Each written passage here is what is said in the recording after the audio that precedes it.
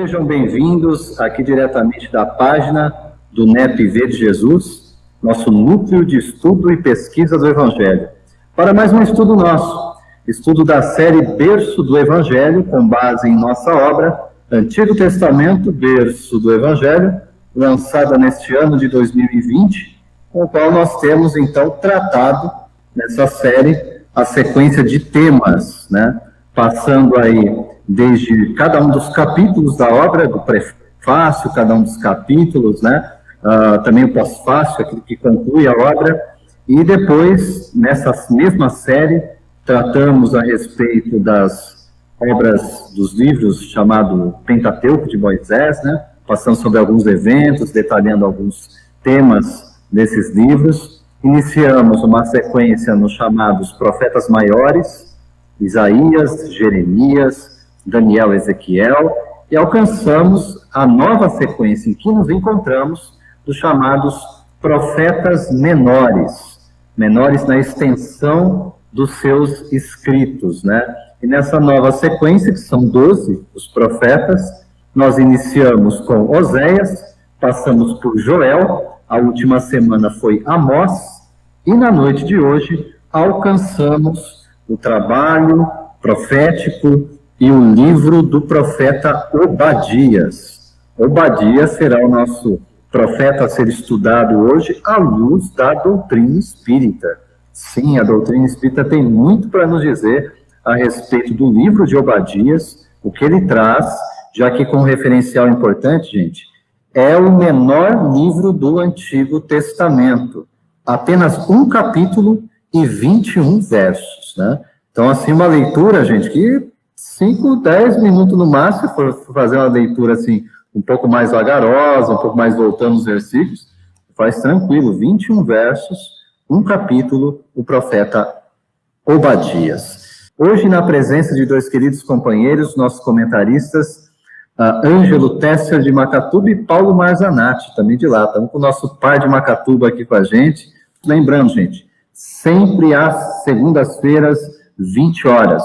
Os programas anteriores, os estudos anteriores ficam gravados aqui mesmo na página do NEP V de Jesus, para que vocês possam acessar. Depois o Paulo vai falar para a gente também do trabalho no canal do YouTube, que vocês podem se inscrever também. Pouco a pouco o Paulo vai trabalhando, editando esses estudos e passando para a página no YouTube também do NEP V de Jesus. Para que também a gente não esqueça, e deixa aqui o recado para divulgação, aos sábados, Rádio Emissora da Barra, AM 1030, às 7h30 da manhã, o programa Momento Espírita. Transmissão ao vivo pelas ondas do rádio e também transmissão ao vivo aqui na página do NEP V de Jesus, com programas anteriores lá gravados também. Convidamos sempre ao compartilhamento, gente. Compartilhamento ajuda por demais para que possa alcançar outras páginas, outros companheiros, que às vezes não conhecem ainda, né, o trabalho do NEP V de Jesus, que não conhece também esses estudos que temos feito do Antigo Testamento à luz da doutrina espírita. Nós sabemos que temos ainda pouca familiaridade, até por isso o nosso interesse de desenvolver o tema com maior detalhe, para a gente compreender que desde Allan Kardec ele já dava dica lá para a gente. Iniciando o Evangelho segundo o Espiritismo, falando eu não vim destruir a lei, foi ele que fez a conexão, né? Assim como Jesus fez há 20 séculos atrás, para falar para a gente, olha, se vocês não entendem, não conhecem, não seguem, não levam a sério as palavras de Moisés, não levarão as minhas, né? Porque ensinamos a mesma coisa. É a unidade da revelação divina, gente, que nós viemos trazer como referencial. Hoje, como eu disse, profeta Obadias. A nossa primeira referência, então, na obra Antigo Testamento, Berço do Evangelho, resumo do livro do profeta Obadias, entre as páginas 73 e 74. Profeta Obadias, então, gente, como referencial aqui, ó, em torno de 840 anos antes de Cristo. Ele viveu, como eu disse, capítulo apenas 1 e 21 versos compõem este livro do profeta Obadias, né? Obadias, então, ele profetizava contra os edonitas. Depois a gente vai num detalhe maior para entender quem são esses edonitas, né? Que descendiam de Esaú, irmão mais velho de Jacó, e viviam em guerra contra Israel, que descendia de Jacó. Só para compreender uma sequência que nós já traçamos lá atrás também no estudo, né? Jacó é um dos grandes patriarcas do povo hebreu, né? Aquela linha de sequência, Abraão, Isaac, Jacó. Então, Jacó é filho de Isaac, né? Lembrando que de Jacó, quando nós falamos aqui de Israel depois, ele passará, ele próprio Jacó, a ser chamado de Israel, um evento especial que nós vamos tratar também na noite de hoje. Ele passa a ser chamado de Israel, e da descendência de Jacó, os 12 filhos dele vão compor as 12 tribos de Israel. Né? O nome das 12 tribos de Israel são os 12 filhos de Jacó. O evento central do livro do profeta Obadias, então, vai nos levar a uma reflexão a respeito da família composta, então, por Isaac, o pai, Rebeca, a mãe, e os 2 filhos gêmeos, Esaú e Jacó. Né? Vai estar bem centrado nessa questão. Né? E os edonitas aqui, que nós vamos apreciar no livro do profeta Amós, que nós vimos na última semana, há uma condenação ali sobre uma nação estrangeira que é Edom. Edom dos edonitas. Os edonitas são descendência deste irmão gêmeo de Jacó, Esaú. Né? E a gente vai ver a situação de oposição que há entre essas duas nações, né? Entre Edom e Israel. Compreendendo aqui na sequência, então, para a gente. Viviam, então, em guerra contra Israel, Edom, que descendia de Jacó. O profeta é conhecido somente como Obadias, que significa servo adorador. Obadias é o menor livro do Antigo Testamento. Obadias apresenta, assim, o mais completo plano de reassentamento das tribos israelitas em Canaã. Há referências aqui no próprio livro do profeta, entre os versos 19 e 20. Só para entender a importância desse plano de reassentamento, exatamente porque essas tribos viviam em conflito. Então, no profeta Obadias, há uma ordenança de como eles deveriam compor-se dentro do território, o que não foi devidamente observado, e por conta disso, gente, é bom que se diga, isso tem consequências até os dias de hoje, em muitas situações que nós vemos no noticiário, lá, por que aquele povo briga tanto, né? Olhando lá para o Oriente Médio, não para de ter guerra lá. Tem raízes e raízes profundas em boa parte da história que nós vamos ver na noite de hoje, a partir aqui das reflexões no profeta Obadias. Né? Essa preocupação é ainda mais completa e alcançada também por Josias, faz referência da situação do reassentamento. Né? Em Josias, em 2 Crônicas, capítulo 34, verso 6. A visão de Obadias, e aqui já é um ponto para a gente pensar, o profeta Obadias, então, ele vai receber a sua missão profética e vai receber aquilo que ele deve anunciar através de visões.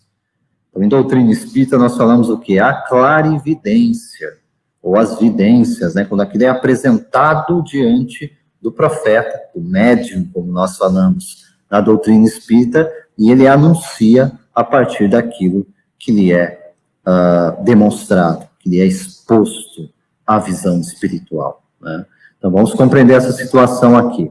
Essa visão de Obadias, então, no livro, termina com um chamado ardente à fé, na pior das épocas. E esse chamado, que nós vamos encontrar no último verso do profeta Obadias, no capítulo 1, verso 21, tá? Nós vamos compreender aqui na sequência. Deus é justo e considera culpado todos aqueles que tiram vantagem dos que atravessam tempos de aflição. Ao esquecer que eles e os judeus, os edonitas e os judeus, descendentes de Jacó, Israel, tinham Abraão por ancestral comum, os edomitas acabaram vítimas das promessas de Deus a Abraão. Depois nós vamos visitar essa referência também de Gênesis 12, verso 3.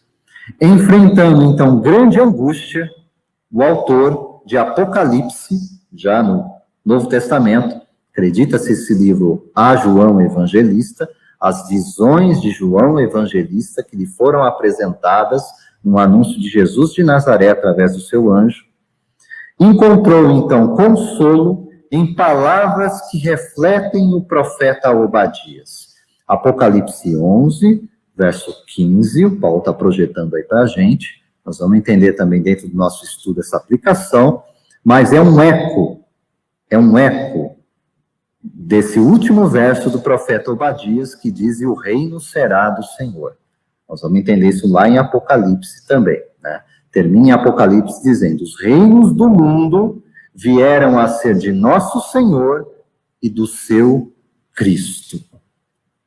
Dentro de uma contextualização também lá no Apocalipse, está remontando as tradições e ao ensino profético de Obadias, né? Agora vamos entender aqui, gente, dentro do livro do profeta Obadias, essa referência primeira que nós citamos, né? Obadias 1, verso 21, primeiro referencial para a gente, né? Que o verso completo diz assim, e levantar-se-ão salvadores no monte Sião, para julgarem a montanha de Esaú, e o reino será do Senhor. Qual que é o contexto aqui para a gente entender, né? Do anúncio profético. Vamos entender um pouco a respeito dessas relações aqui, porque a condenação a Edom. Como eu disse, vamos remontar primeiro a família dos patriarcas, né? Aqui, depois de Abraão, o filho da promessa, Isaque, né? Teve a sua família, Rebeca, e os seus dois filhos, os gêmeos, Esaú e Jacó. Relata isso, nós vamos encontrar no livro de Gênesis, né? Desde os capítulos 25, lá o capítulo 27 e 33 vai tratar no detalhe isso que eu vou comentar aqui brevemente para vocês, um resumo introdutório, né? Mas toda essa conversa está no livro de Gênesis. E lá acontece o quê? Já é relatado que desde o ventre de Rebeca, simbolismo ou não, eu volto a dizer, aquilo que eu vou relatar como história, gente, pouco importa de fato se isso aconteceu da forma como foi relatado. Na tradição do ensino no Médio Oriente, o que era importante para eles era a transmissão da mensagem. A forma como isso era relatado, a forma de contar, a ilustração que se dava para isso através das histórias, é para reforçar o ensino, para impactar, para trazer, assim, interesse, atração para aquilo que está sendo contado, né? Então, qual que era a história ali, mitológica ou não, que desde o ventre de Rebeca, Esaú e Jacó brigavam? E diz, inclusive, que Jacó segurava o calcanhar de Esaú. Imagina isso dentro do ventre. Como é que ia acontecer? Tanto que Jacó significa calcanhar. Olha que negócio, né? Eles nascem. E o que vai acontecer aqui como situação central é a seguinte. Os anúncios espirituais já diziam isso ao próprio pai, Isaque, de que o mais velho, Esaú, serviria o mais novo, Jacó. O que era, à época, quebrar uma tradição, que normalmente o mais velho teria essa ascendência. Que é uma palavrinha que nós vamos encontrar nessa história de Esaú e Jacó, que precisa ser esclarecida. Talvez você já tenha ouvido falar ou não, que é a palavra primogenitura. Qual o significado disso? Nós temos que lembrar que nós estamos assim numa época, né, patriarcal. Como é que funcionava então a figura central do pai para dirigir, para governar, para atribuir responsabilidades? O pai era o centro da sociedade hebraica, né? Então, quando nós falamos da primogenitura, ou da chamada bênção da primogenitura, é quando o pai, por assim dizer, passava o bastão para o filho. Ele, portanto, teria, inclusive, alguns privilégios patrimoniais. Ele tinha direito ao dobro da herança.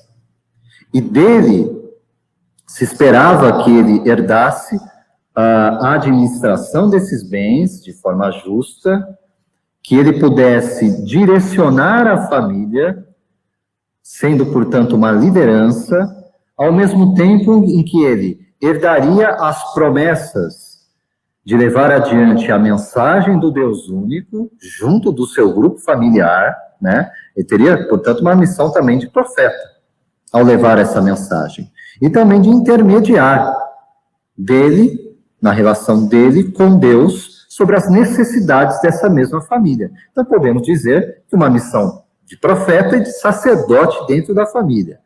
Olha o quanto se revestia de importância essa questão da transmissão da bênção da primogenitura de um pai para um filho. Né? O anúncio, então, espiritual já era assim, ó. Aqui vai acontecer diferente. O mais novo, Jacó, vai receber essa bênção. No entanto, aqui já começa um problema. Dentro desse núcleo familiar, Isaac tinha uma preferência dentre os dois filhos. Ele preferia Esaú, o mais velho, a Jacó. E do lado da mãe, gente, para criar mais confusão nessa família, era o contrário. Rebeca preferia o mais novo. Preferia Jacó e não Esaú. Imagina já um conflito estabelecido aí, do qual, gente, eu não ignoro que esse conflito pode perfeitamente se transportar para os dias de hoje e se encaixar em muitos núcleos familiares. Tá? Sem nenhum tipo de lamentação, nem de briga com o familiar.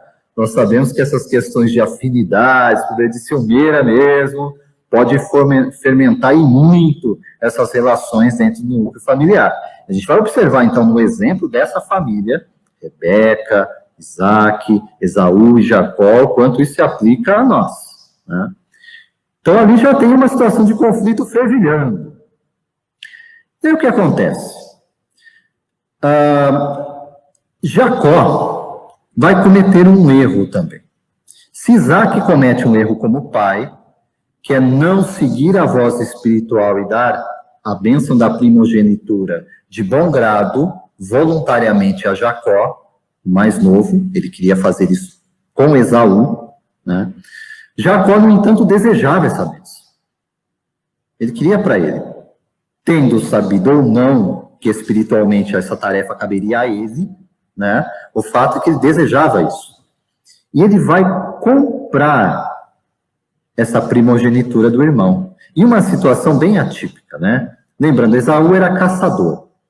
Um dia ele chega com fome, mas muita fome, depois do trabalho, e diz que ele estava quase desmaiando, chegando em casa. E ele pede alimento para o seu irmão Jacó. E o irmão negocia o alimento. Ele fala assim, eu te dou pão, te dou aqui o guisado, que era ali um cozido, né, com lentilhas, eu te dou tudo isso aqui, mas você vai me vender a tua primogenitura. E Esaú faz isso.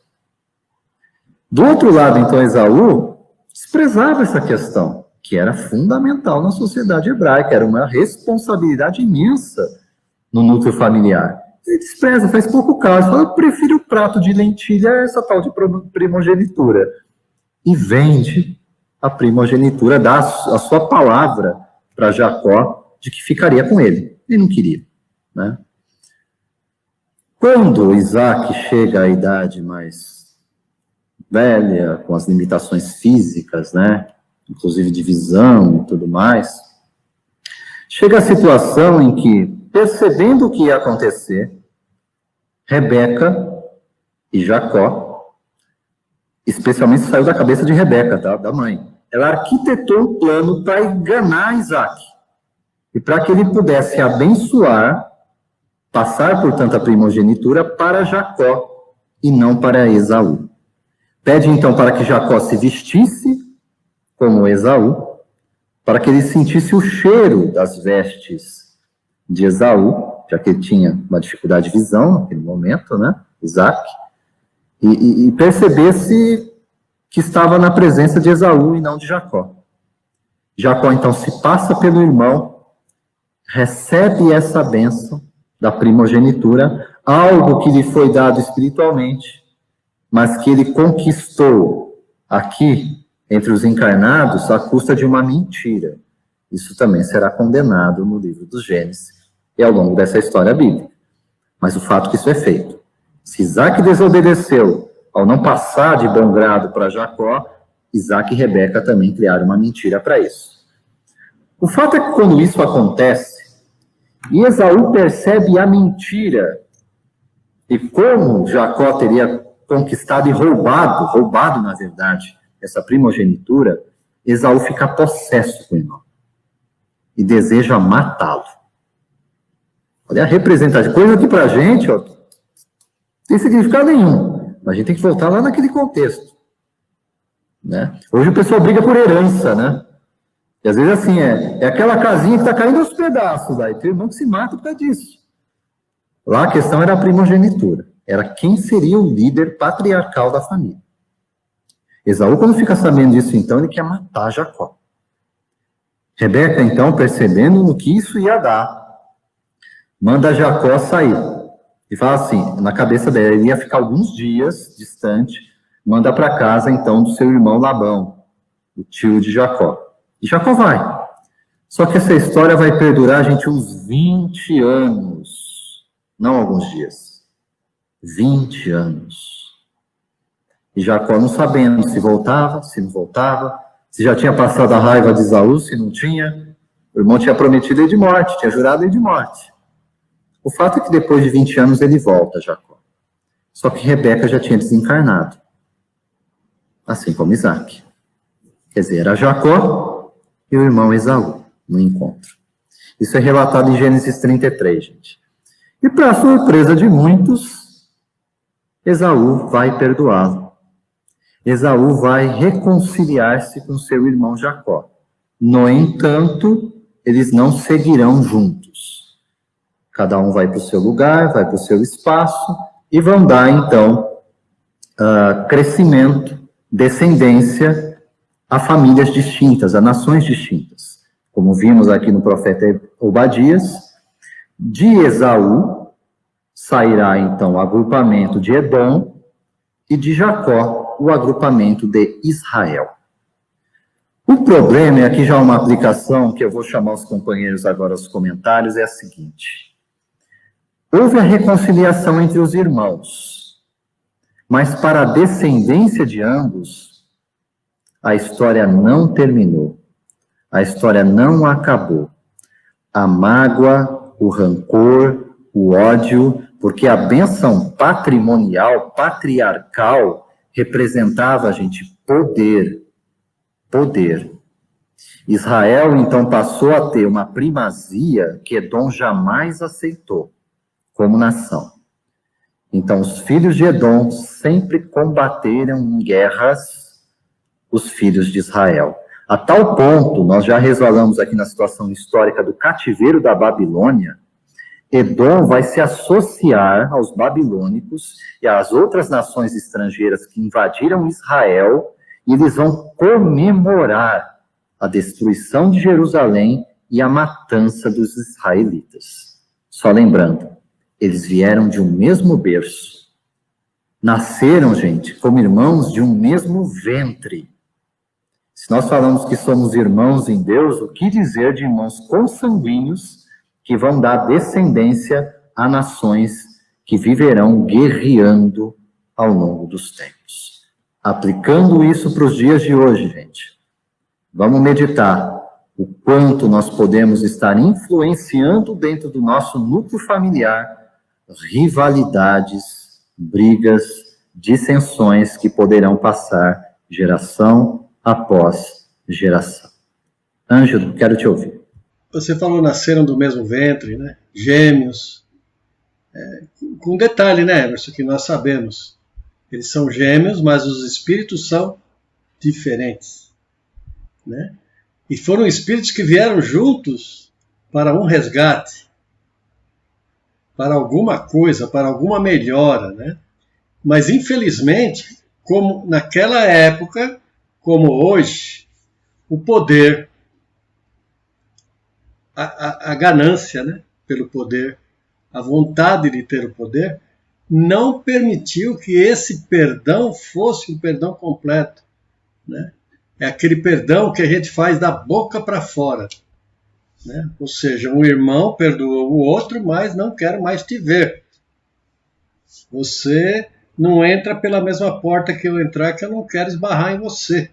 Ou melhor, você não entra pela mesma porta que eu sair, porque eu não quero esbarrar em você. Então esses dois irmãos, já naquela época, realmente eles faziam isso, aquilo que hoje acontece, como você disse, dentro da nossa família. Dentro da nossa sociedade familiar, sempre vai existir aquele pomo da discórdia. E nós é que precisamos saber qual é a nossa parte nessa família. O que nós devemos fazer para unificar essa família e não dividir como foi dividido aqui em dois reinos diferentes, né? Então, entendemos que a nossa família é uma só. Porque eu achei interessante aqui, Emerson e Paulo, quando ele nos fala, deixa eu pegar o ponto ali, certo dia Jacó cozinhou uma carne, Esau chegou cansado do campo e pediu a Jacó que lhe desse um pouco de carne, e Jacó respondeu: está bem, mas primeiro me venda o seu direito de primogenitura. Ou seja, a importância que nós damos para essas coisas materiais. Me venda que eu te dou a carne. Essas coisas de poder, de ter e não do ser. Aí eu estou quase morrendo. Para que vai me servir a primogenitura nessa hora? Questiona Esau. Eu não quero lá saber, eu quero matar minha fome. Eu não quero saber de progenitura nenhuma, né? E então naquele dia os dois fizeram juramento e Esau vendeu sua progenitura em troca de comida. E quantas vezes nós não fazemos isso? Né? Só que hoje é diferente. Nós vendemos a nossa moral, né? Já que estamos chegando próximo às eleições, por um voto nós vendemos o nosso voto. Né? Nós subornamos, nós somos subornados. Então tudo isso nós precisamos estar pensando no nosso dia de hoje e deixar que isso só fique lá no Antigo Testamento, para que ele não chegue até nós nos dias de hoje. Né? Aquele adultério que Jesus nos falava, o adultério de Jesus e de Moisés, não adulterarás, né? Não cometerá adultério. Esse adultério não é só entre homem e mulher, é o adultério entre tudo aquilo que nós fazemos aqui de errado. Ângelo, importante, sobretudo, quando nós vamos a essas histórias milenares, gente, compõem uma tradição riquíssima, né? Está ali no Antigo Testamento, não simplesmente para a gente se entreter numa leitura a respeito do que era aquela época. Como eu disse, a gente encontra aplicação disso, desses temperamentos, né? Dessa forma de resolver ou não resolver problemas, tem um significado profundamente humano, ligado às nossas imperfeições, que se arrastam aqui perfeitamente, se encaixam no século XXI. Infelizmente, mas é a realidade, né?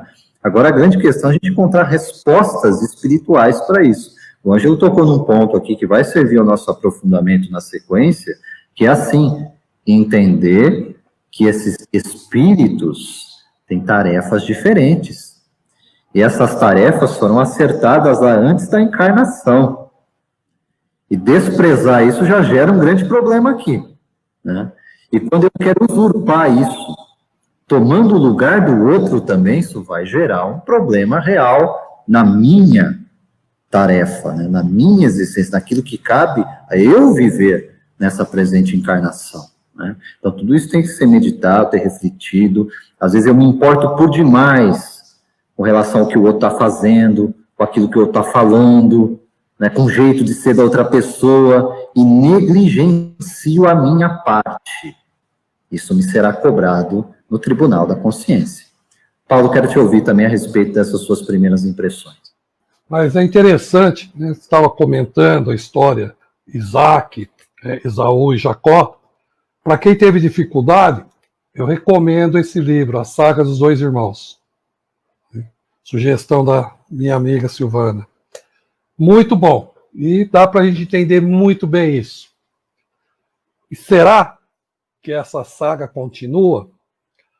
Eu, graças a Deus, né, na minha família somos em 6 irmãos, e tem, né? Eu sou o mais novo. Então tem aquele negócio, né? Era o protegido, tudo, né? Nunca me senti dessa forma, mas é a visão de cada um. E graças a Deus, né, nos damos muito bem. Mas é essa saga que todos nós temos que superar. Por isso que é importante a gente ir lá atrás, refletir, trazer para os dias de hoje. Não necessariamente para os extremos, ameaçar de morte ou tornar o fato, colocar em prática o alvo, mas às vezes uma palavra fere muito. E nós não nos apercebemos, ou nos apercebemos disso e fazemos, né, com que nada esteja ocorrendo. Aí entra toda aquela parte, um processo do perdão, do entendimento, de reconhecer, de voltar atrás. Foi o que aconteceu com Esaú. Mas nem tudo se apaga do dia para a noite. Por isso que nós precisamos tomar muito cuidado ao colocar um tijolo. Tijolo mal assentado pode prejudicar em muito a estrutura do que nós estamos construindo, do templo que nós estamos construindo.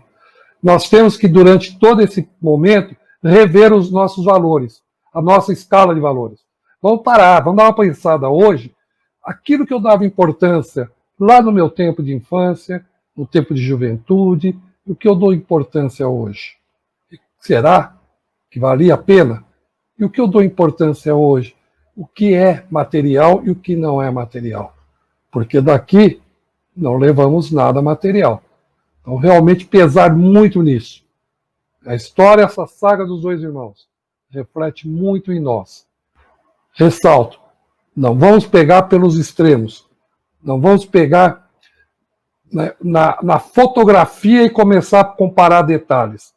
Vamos olhar essa foto de longe. E ali nós vamos enxergar muitas coisas.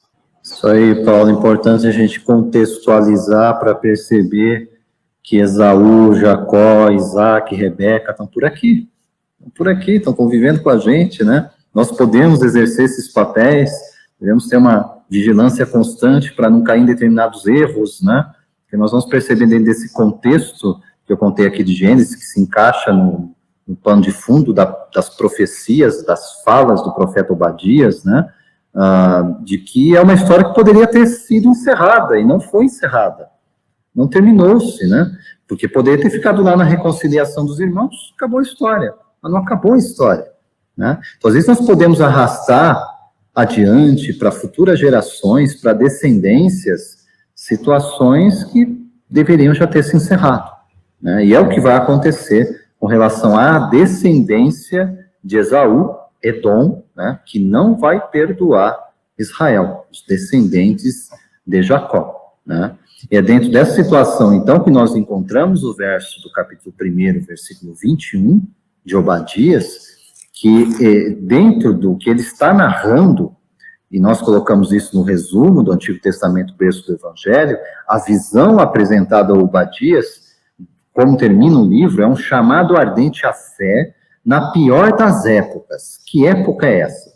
Eu só entendo isso quando eu faço a devida coligação desse verso com Apocalipse 11:15.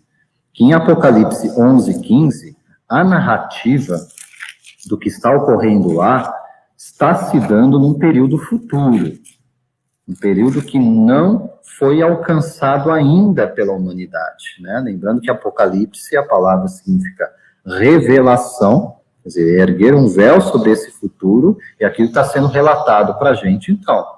E o que está acontecendo ali, dentro da situação desse capítulo 11 de Apocalipse, é um contexto de guerra. É um contexto de guerra no Oriente Médio, é um contexto em que Israel está sendo invadida, Jerusalém está sendo mais uma vez destruída, e mais uma vez os descendentes de Esaú, os edomitas, gente, que não existem mais como nação, para vocês terem uma ideia, né? Isso foi mudando ao longo da história, né? Eles foram renomeados também, foram chamados de Idumeus, depois a Idumeia, que nós já, de repente, já ouvimos falar também, e que nos dias atuais, o que restou de descendência de Esaú, diferente de Jacó. Isso que eu falei, no sentido da ascendência espiritual e do que foi destinado para cada ramificação dessa descendência, destinos completamente diferentes. Israel está aí, é a nação que nós sabemos que é, com toda a história que tem. Os edomitas não. Eles foram destruídos como nação, e o que restou de descendência deles está hoje naquele território da Jordânia, que é um território também de conflitos no Oriente Médio. O que diz na narrativa do Apocalipse é que, mais uma vez, essa descendência vai se ajuntar, vai se aliar a inimigos de Israel nesta nova invasão que é profetizada futuramente em Apocalipse. No contexto do verso 15, no entanto, o que está sendo narrado, em confluência com Obadias 1:21, é o momento em que Israel vai ser consolada através de uma ação espiritual intensa que vai trazer um reavivamento para Israel, um reavivamento espiritual, e ela vai ser erguida daquela situação de destruição pela guerra. Está sendo dito para a gente Apocalipse 15, verso 15, né? E aqui no simbolismo é a 7ª trombeta. Sabemos que tem lá, não vou entrar em detalhes de Apocalipse, vai ser um estudo futuro para a gente, se assim Deus permitir, mas lá tem 7 selos, tem 7 trombetas, tem 7 anjos, tem 7 para todo lado, né? A 7ª trombeta é dito assim: o 7º anjo e a sua trombeta ouve no céu grandes vozes que diziam: os reinos do mundo vieram a ser de nosso Senhor e do seu Cristo, e ele reinará para todos sempre. Em contexto espírita, gente, do que a gente está falando? Se não sobre o ápice desse período que nós chamamos de transição planetária. Uma coisa é a gente contar, né? Que estamos em transição. Outra coisa é olhar para a tradição profética e alcançar determinados eventos que são narrados para nós, contando esse ápice da grande transição, né? Isso Jesus fez no sermão profético. Eu pego Mateus 24, Lucas 19, Marcos 13. Jesus está narrando essa mesma situação que lá ele vai nomear de grande tribulação. Disse que nunca houve tal tribulação no mundo e jamais haverá. É isso que Jesus está contando lá. Aqui nesse contexto, então, só para a gente compreender, mais uma vez, os descendentes de Esaú se levantam contra os descendentes de Jacó, contra os israelitas. E o recado espiritual aplicado para nós é pensar o seguinte: reinos, plural, no mundo, sempre houve vários, mas reino é um só. E por isso o tema da noite de hoje é exatamente esse: o reino. O reino. Porque é deste que veio nos contar todos os profetas, Jesus, quando esteve entre nós, assim como continua a contar os espíritos, os benfeitores espirituais, sobre a necessidade da conquista deste reino, que não está para fora, gente, que está para dentro da gente. Os reinos do mundo continuam a ser ofertados, e muitos ainda continuam nessa briga de Esaú e Jacó, essa briga por poder, essa ganância desenfreada, essa busca incessante pelo ter, que nós já falamos aqui. Isso nunca termina bem. As guerras do mundo são uma testificação, uma confirmação de tudo isso.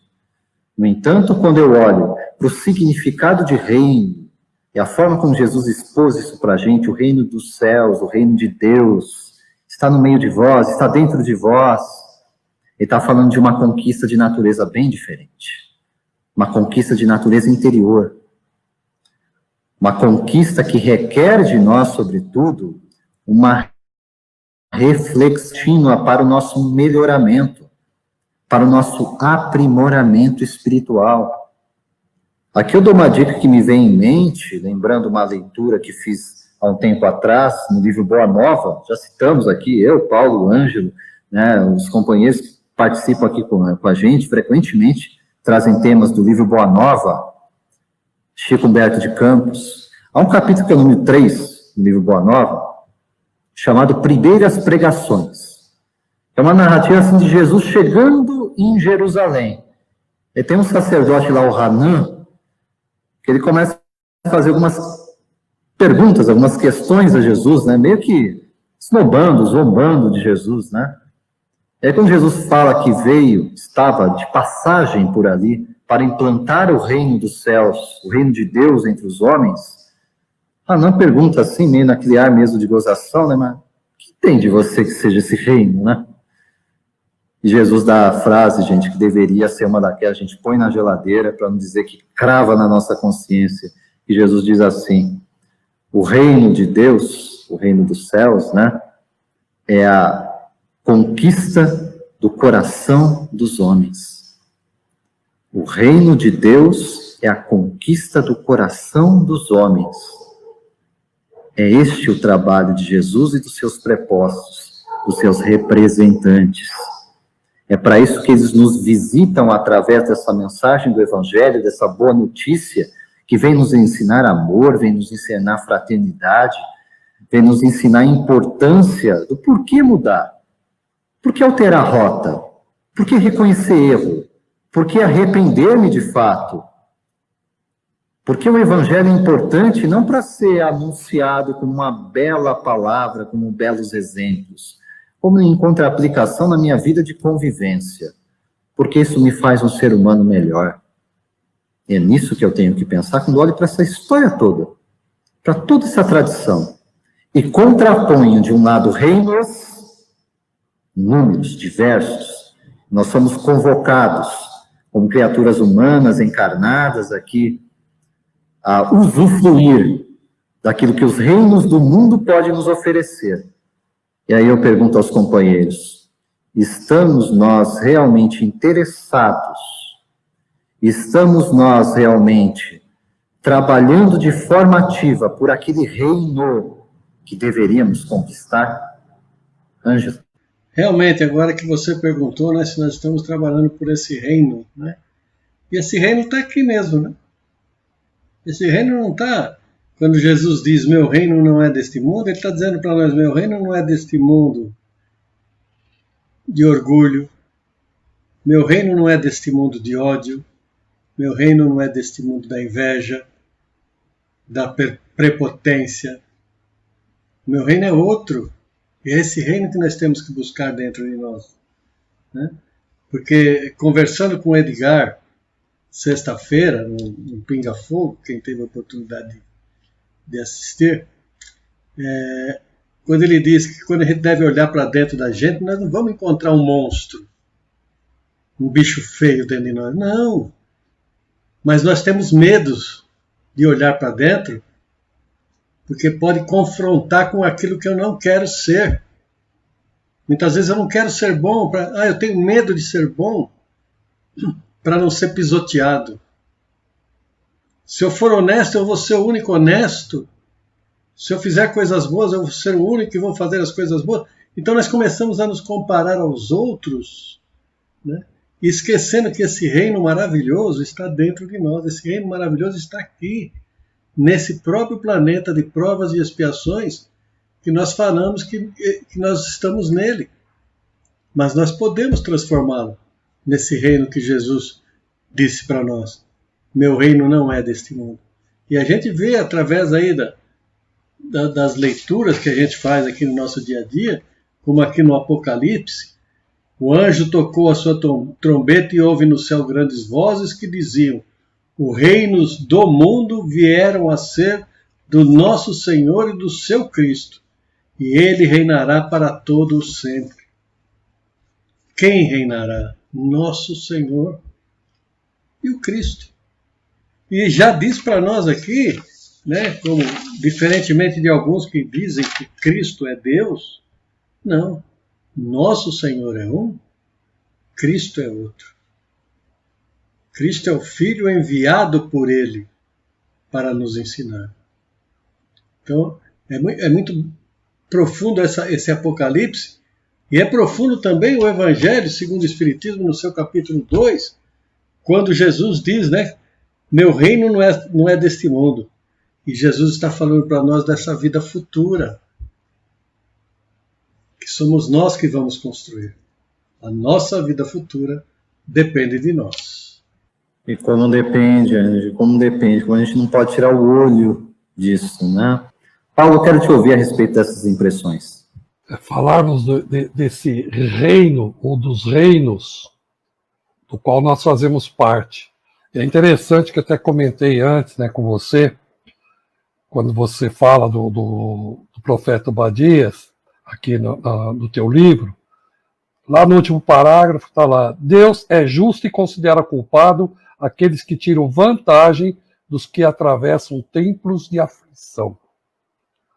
Nós estamos no momento da pandemia, é um tempo de aflição. E aqueles que tiram vantagem desse momento terão que reparar o mal que está sendo feito. Mas isso não nos dá o direito de utilizarmos isso como uma muleta e nos compararmos a ele, ou utilizarmos isso como uma desculpa para que possamos fazer algo que vai contra a lei de Deus, contra a lei divina. Porque só conseguiremos melhorar o mundo, o reino no qual nós nos encontramos, se nós nos melhorarmos. Senão nós não vamos conseguir melhorar. No Livro dos Espíritos, a questão 1019, a pergunta é a seguinte: poderá algum dia implantar-se na Terra o reinado do bem? Repetindo, poderá algum dia implantar-se na Terra o reinado do bem? Isso quer dizer, né, lá no metade do século XIX, que a visão ainda não era que nós estávamos no reinado do bem na Terra. Eu acredito que ainda não, né? Justamente por esse motivo dessa visão profética que está no livro do Emerson aqui, que é tão atual. E qual a resposta? Vou só ler o primeiro parágrafo. O bem reinará na terra quando, entre os espíritos que a vêm habitar, os bons predominarem, porque então farão que aí reine o amor e a justiça, fonte do bem e da felicidade. Por meio do progresso moral e praticando as leis de Deus, é que o homem atrairá para a terra os espíritos bons, e dela afastará os maus. Estes, porém, não a deixarão, senão quando daí estejam banidos o orgulho e o egoísmo, as chagas da humanidade. Então, nós temos que domar o nosso orgulho e o nosso egoísmo. Aí nós vamos, aos pouquinhos, melhorando o reino no qual nós estamos. Teremos oportunidade, sim, de retornarmos. Mas para que esperar uma nova encarnação? Se podemos fazer agora. Vamos fazer o dia de hoje melhor do que o ontem. E o amanhã melhor do que o hoje. E depende única e exclusivamente de cada um de nós. Aí, dessa forma, teremos, sim, um reino melhor. E atingiremos, como o Emerson falou, a grande proposta de um único reino, aonde todos nós seremos irmãos nessa comunidade do universo. E deixaremos de lado esse egoísmo e esse orgulho, que é, né, o início da nossa conversa, da briga dos dois irmãos, Esaú e Jacó. Pegando uma palhinha aí no Livro dos Espíritos, né, Emerson? Paulo. Pergunta 909. O homem poderia vencer suas más tendências pelos seus esforços? Sim, e algumas vezes por fracos esforços. É a vontade que lhe falta. Quão pouco dentre vós fazem esses esforços? Então somos poucos ainda que fazem esses esforços, né? Vai lá complementar a 919.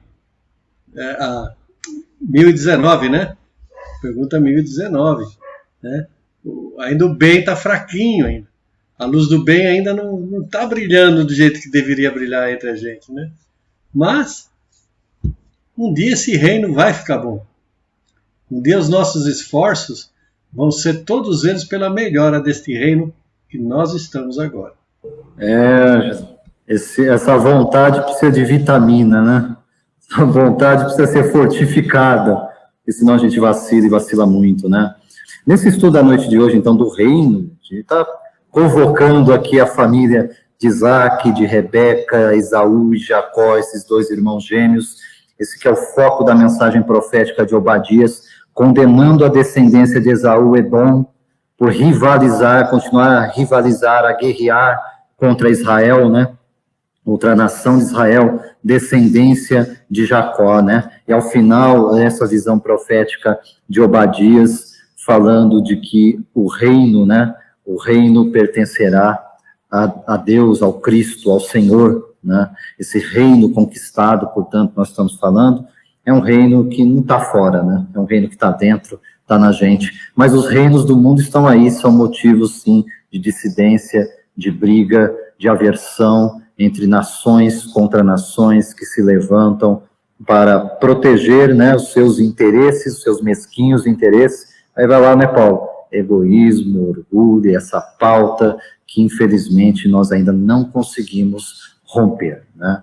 Lembrando aqui, gente, mais um referencial importante, porque Paulo vai rememorar essa tradição do Antigo Testamento no 9º capítulo da carta aos Romanos, já no Novo Testamento. E ali ele vai contar essa história, né, Esaú e Jacó. É interessante a aplicação, a interpretação que o doutor da lei, Paulo de Tarso, vai fazer dessa situação dos irmãos Esaú e Jacó, né? A partir do verso 11, Paulo vai escrever assim em sua carta, né? Porque não tendo eles ainda nascido, os irmãos, né, Jacó e Esaú, nem tendo feito bem ou mal, para que o propósito de Deus, segundo a eleição, ficasse firme, não por causa das obras, mas por aquele que chama, lembrando aqui, Deus é aquele que chama, foi-lhe dito a ela, o maior servirá o menor, ou seja, Esaú estava destinado a servir a Jacó, o irmão mais velho servirá ao mais novo. Transportando isso para as nações, Edom deveria auxiliar Israel na sua missão e não querer usurpar o seu lugar. Esse era o propósito de Deus. Como está escrito, e aí evoca o apóstolo Paulo aqui, o livro de Gênesis, dizendo, amei Jacó e aborreci. Em algumas traduções, tem inclusive, odiei Esaú. Lembrando que essa questão do ódio aqui é aquela mesma do capítulo 23 do Evangelho segundo o Espiritismo, né? Das gradações que Kardec brilhantemente vai trazer para a gente, porque se preocupou em estudar usos e costumes e tradições do povo hebreu, para nos dizer assim, isso significa simplesmente o amar mais, o amar menos, no sentido da afinidade. Então, na interpretação, o olhar espírita aqui é o seguinte, o que significa amei Jacó e aborreci Esaú? A Jacó estava destinado uma missão de ordem espiritual, dada por Deus, e por isso havia maior proximidade, maior intimidade, convocação a isso, da descendência de Jacó para com Deus, o povo de Israel. Nós vamos entender daqui a pouco em Emmanuel esse sentido da eleição de Israel. E do outro lado, quando olhamos então para Esaú, o problema de Esaú não era o papel que ele tinha a desempenhar, que não era o papel de Israel, não era o papel de Jacó, mas ele quis esse papel para si. E aí a aplicação nós devemos estar atentos para a nossa vida. Por vezes nós queremos viver a vida do outro, esquecemos de viver aquilo que nos cabe, que não é menos honroso aos olhos de Deus, gente. Mais uma vez, eu tenho que parar de olhar para os reinos do mundo e olhar para o meu reino. E aí as coisas passam a fazer um outro sentido. Eu passo a ter um outro olhar. Continua Paulo ainda a dizer, que direis, pois? Que há injustiça da parte de Deus? E o próprio Paulo responde, de maneira nenhuma. Pois diz a Moisés, compadecer-me-ei de quem me compadecer, e terei misericórdia de quem eu tiver misericórdia. Ou seja, Deus é livre, é absolutamente livre para dar destinação, para dar propósito à nossa vida e à vida das nações. Assim, pois, isto não depende do que quer, nem do que corre, daquele que vai atrás, mas de Deus que se compadece.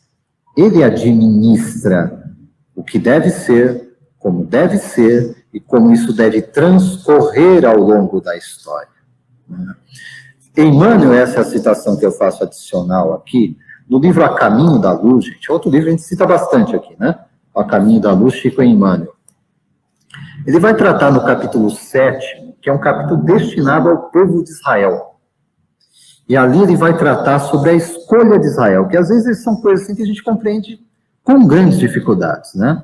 Mesmo diante do olhar espiritual, a gente fica perguntando, por que Israel? Tem tantas nações, né? Há ascendentes de ordem espiritual que nós ignoramos.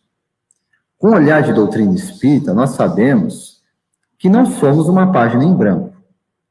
E mesmo como agrupamentos espirituais, nós vivemos, gente, não apenas na Terra. Nós já vivemos em outros mundos, nós já vivemos em outros orbes. O capítulo 3º do Evangelho segundo o Espiritismo, tratando sobre as muitas moradas da casa do Pai, vai falar isso pra gente. Já resvalamos nesse assunto por aqui também.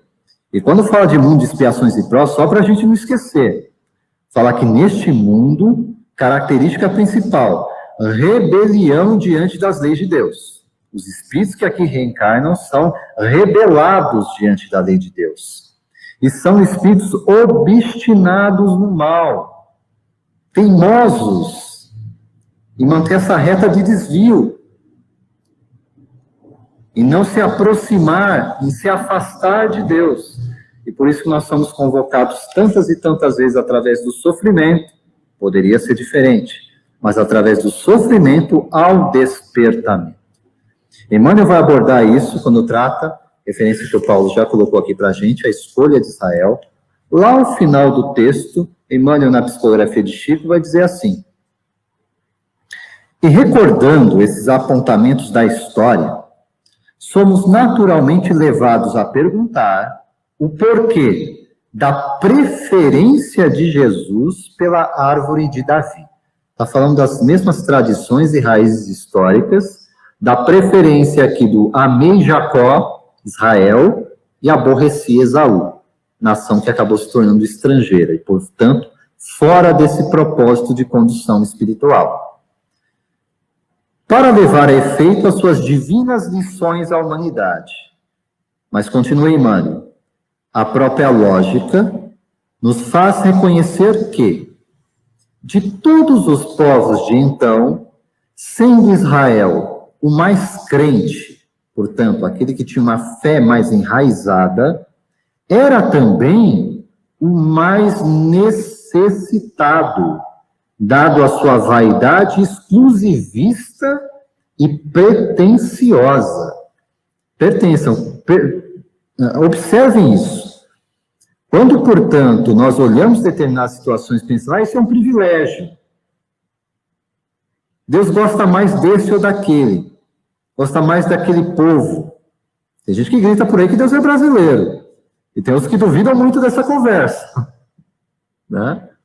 Mas se eu olhar para as questões espirituais, inclusive sobre missão espiritual, que se fala a respeito do próprio Brasil, como coração do mundo, pátria do Evangelho, vamos lembrar desse texto de Emmanuel aqui, ó.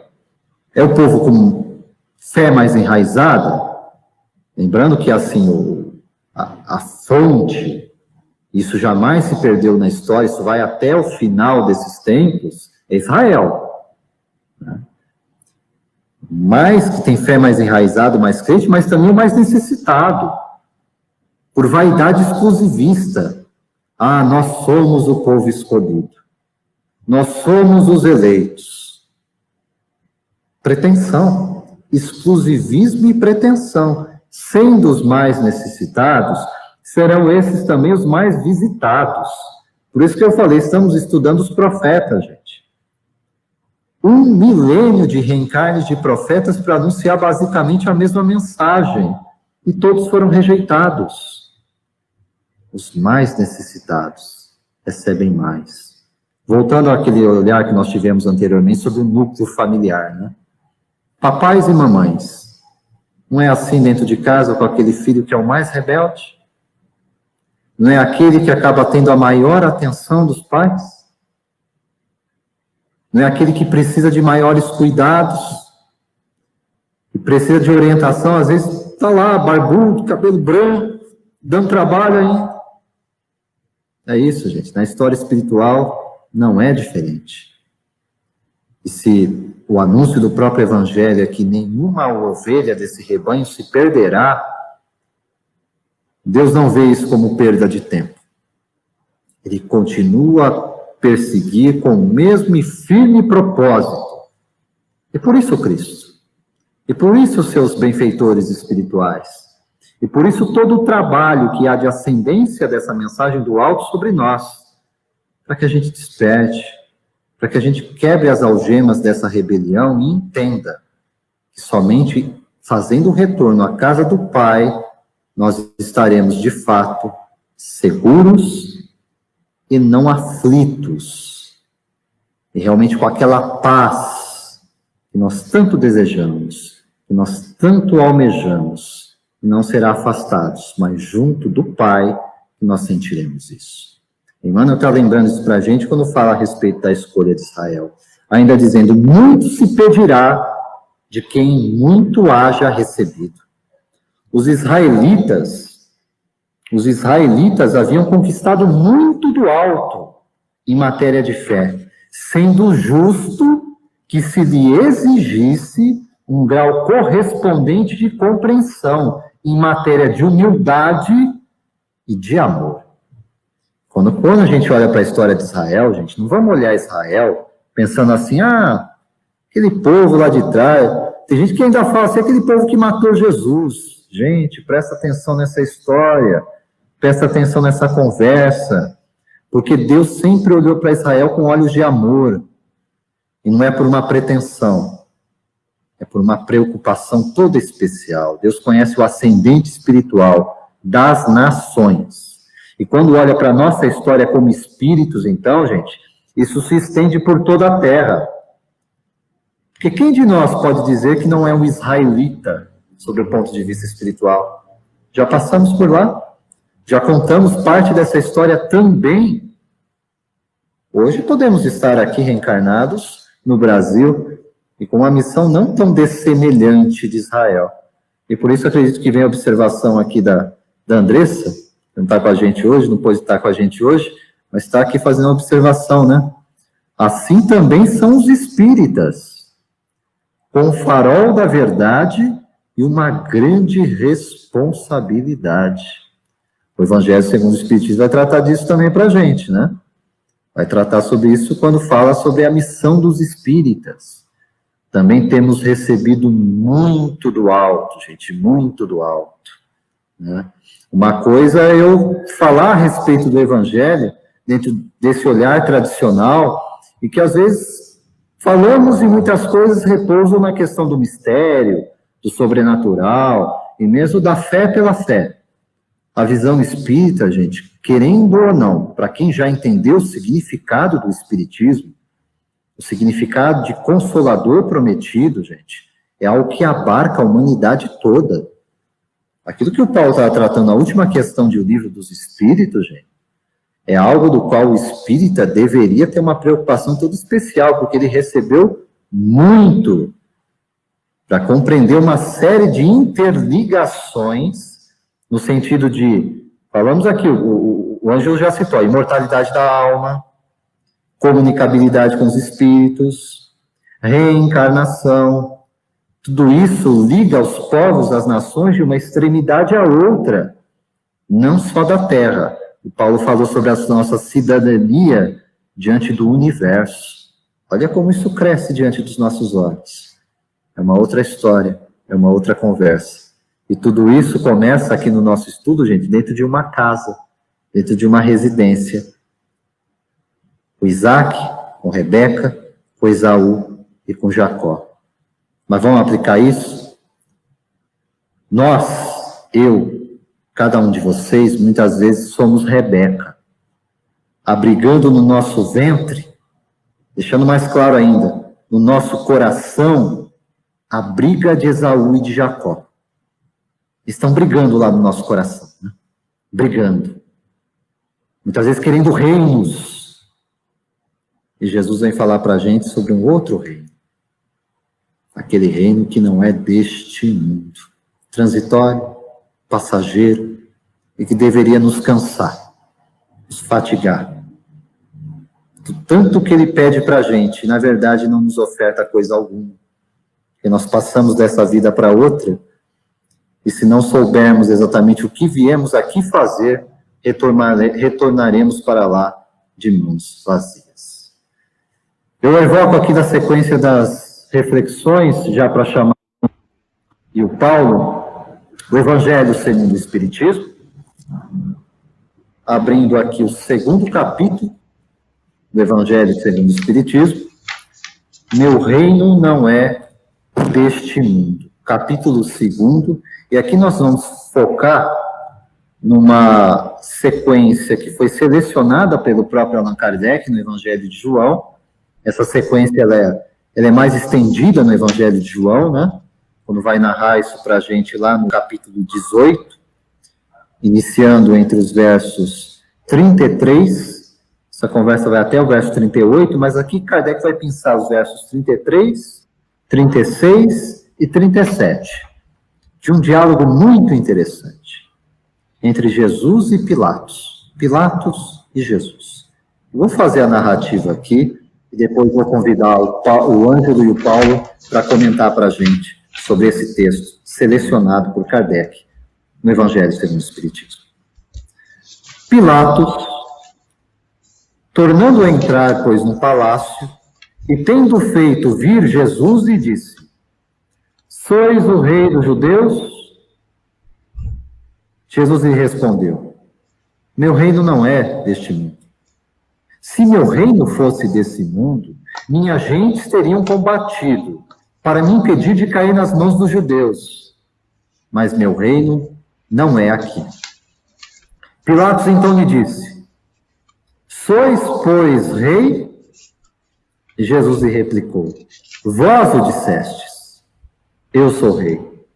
Eu não nasci e nem vim a este mundo senão para testemunhar a verdade. E qualquer que pertença à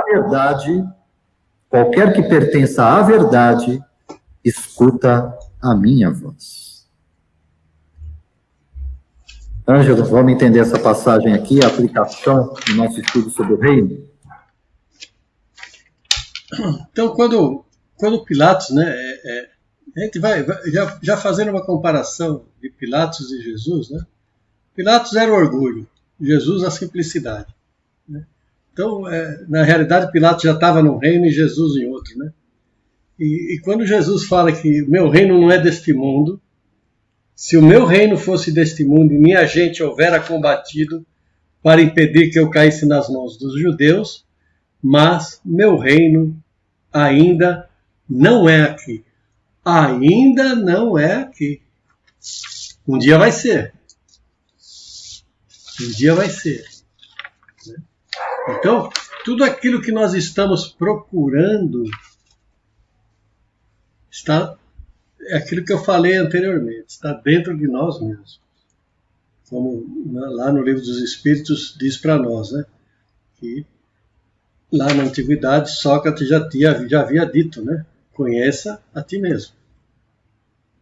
E Jesus, conhecendo todos nós como ele conhece, nós é que não nos conhecemos, ele já diz, ainda não é aqui, mas ele sabe que nós vamos preparar isso para que este reino também seja de Jesus. Ele reina soberano sobre nós. Ele reina soberano. Mas o reino que ele quer para ele e para nós ainda não é esse da ambição, do orgulho, do egoísmo, da falta de amor. Ele quer um reino completamente diferente. Ele quer um reino onde nós pudéssemos amar uns aos outros, amar a Deus sobre todas as coisas. E ainda nós estamos amando matéria. Ainda nós estamos dando valores às matérias e não aos valores espirituais. Muito pouco de nós, como a gente hoje começou a falar lá, perdão, da família, muito poucos de nós dão pouco valor à família. Há pessoas que, na brincadeira, você diz para ele, você não tem família? Ele fala, tenho, mas não cuido. E esse cuidado que nós temos que ter com a família é importante para todos nós. E esse cuidado Jesus tinha com nós. Né? Que ele diz aqui, tu dizes, sou rei, não nasci, não vim a este mundo, senão para dar testemunho da verdade. Então é esse o cuidado que Jesus tem com nós. Dar o testemunho da verdade. Mostrar para nós o que é a verdade. E João já diz lá, né? Conheça a verdade e ela vos libertará. E nós devemos conhecer essa verdade para sermos libertos do quê? Do orgulho, da vaidade, da ambição, do preconceito. De tudo que nos afasta da lei de Deus.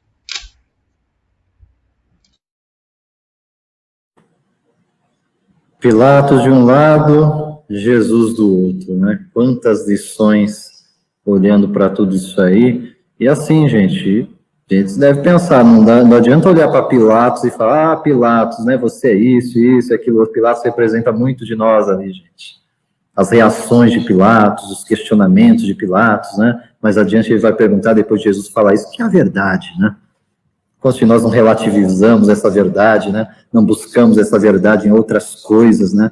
Ele estava diante dela e não a reconheceu. Paulo.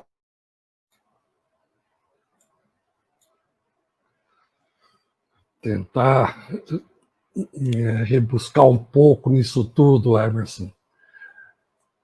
Israel, né, como você falou, né, ficarmos julgando, apontando.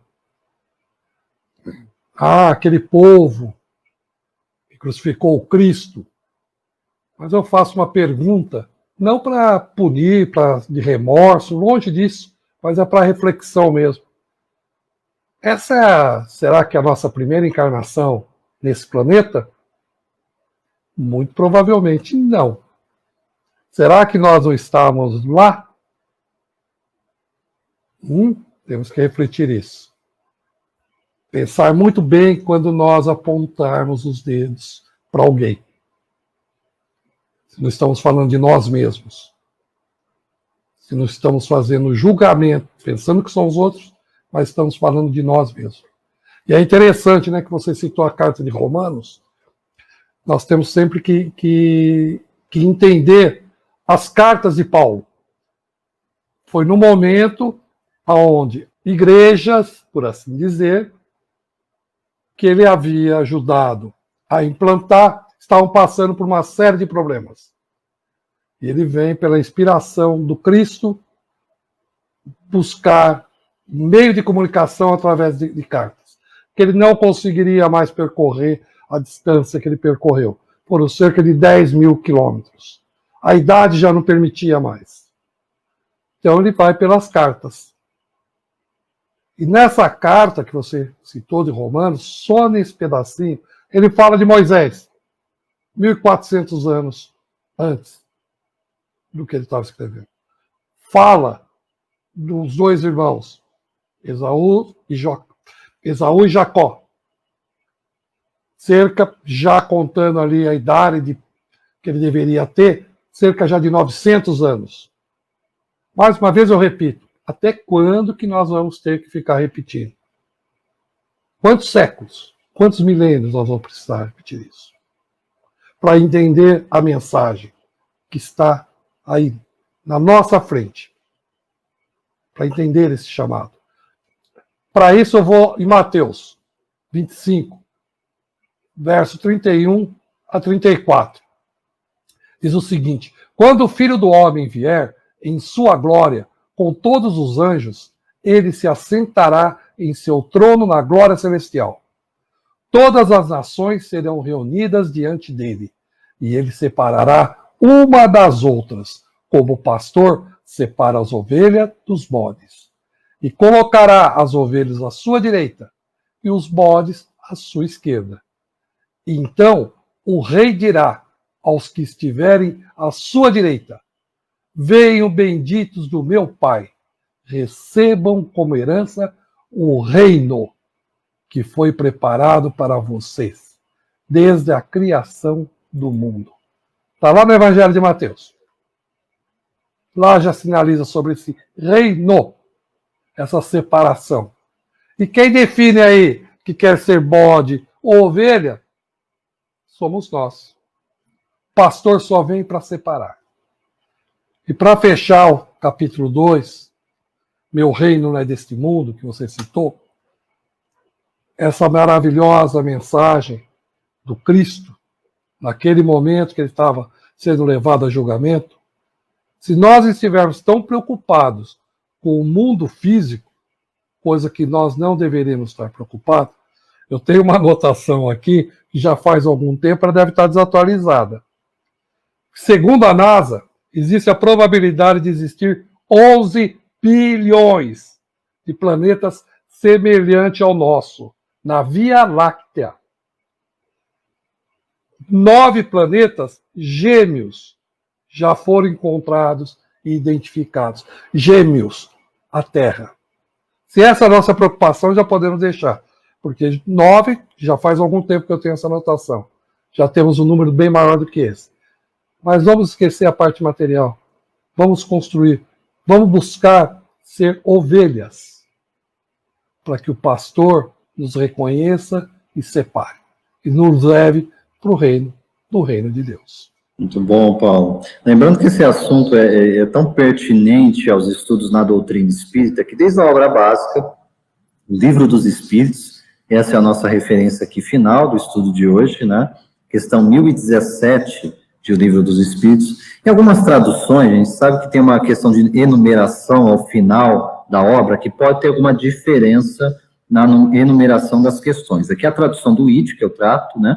Do Instituto de Difusão Espírita de Araras, questão 1017, em que a pergunta do codificador Allan Kardec é a seguinte: em que sentido é preciso entender estas palavras do Cristo?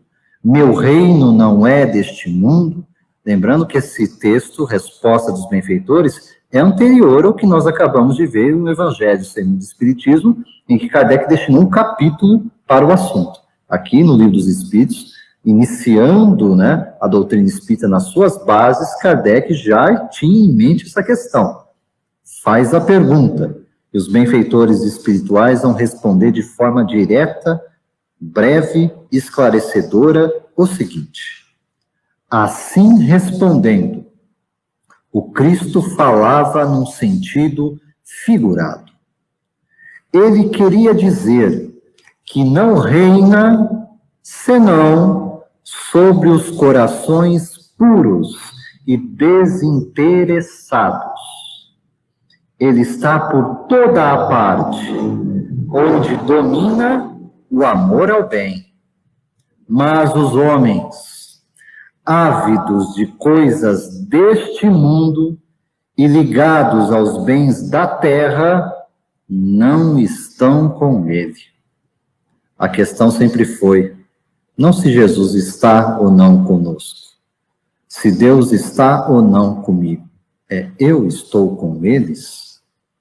Qual é a minha sintonia? Qual é a minha predileção? Com que eu ocupo a minha mente? Isso fala muito a respeito do meu reino, do nosso reino. Ângelo, gostaria que você deixasse reflexões finais já para a gente se... Já também falando ali do Livro dos Espíritos, né? Onde está escrita a lei de Deus, a nossa consciência. E é nessa consciência que nós temos que ter de estarmos próximos a Deus. Como você disse, Ele nunca se afastou de nós, nós é que nos afastamos dele. Quando nós buscamos as portas largas, os caminhos que nós traçamos para nós, sempre em busca da porta larga. A gente encontrou uma porta estreita, a gente para, não quero mais, não faço mais, não gosto mais, não vou mais brincar desse jeito, eu quero é a porta larga. Toda dificuldade que eu encontrar, eu vou buscar a porta larga.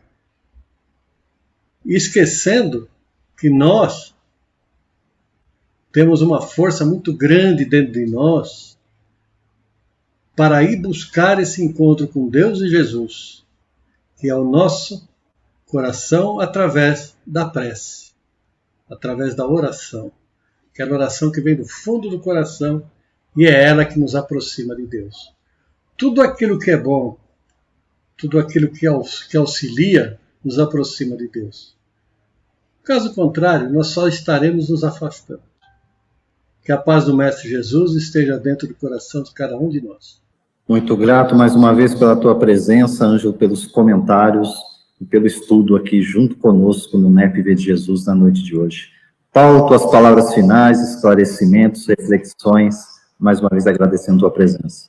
Sou eu que agradeço a todos pela oportunidade, a vocês pelo companheirismo, sempre desejando a paz e a luz do Mestre, sempre presente em todos nós. A reflexão que eu trago é justamente aquela passagem de Mateus, separar as ovelhas dos bodes. E essa questão, a 1017, em algumas traduções, 1018, deixa bem claro aonde que está. Ele está onde quer que domine o amor do bem. Mas os homens ávidos das coisas desse mundo e apegados aos bens da terra, com ele não estão. Então, a opção é nossa, a escolha é nossa. Mais uma vez, eu vou escolher ser uma ovelha ou um bode. A que caminho que eu quero seguir? Porque nós estamos tão preocupados em chegarmos do nosso lar, numa colônia espiritual, e deixamos de estar aqui vivendo a oportunidade para que possamos atingir mundos superiores. Não vamos nos contentar com pouco, mas temos que fazer, sim, a nossa lição de casa. Esse é o chamado, essa grande oportunidade, para que todos nós possamos aproveitar e colocar em prática aquilo que o Mestre nos trouxe, o Evangelho, a Boa Nova. Uma boa noite a todos. Grato mais uma vez, Paulo, grato pelas tuas reflexões, presença. Lembrando, gente, lá com Chico Humberto de Campos, como nós dissemos, né, no livro Boa Nova, vai falar para a gente: o reino de Deus é a obra divina no coração dos homens.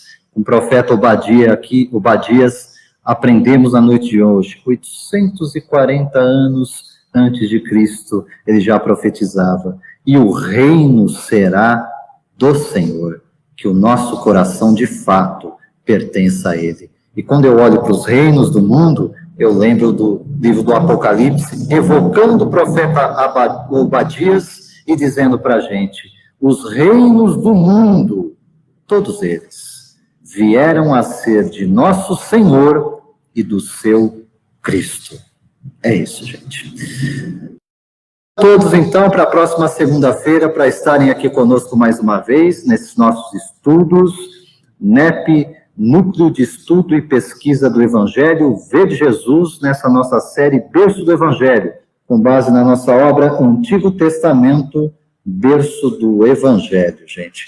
Compartilhem, levem adiante a mensagem e acompanhem-nos tanto aqui no Facebook, assim como nos vídeos no YouTube. Muita paz, muita luz, que Deus nos abençoe. Até a próxima.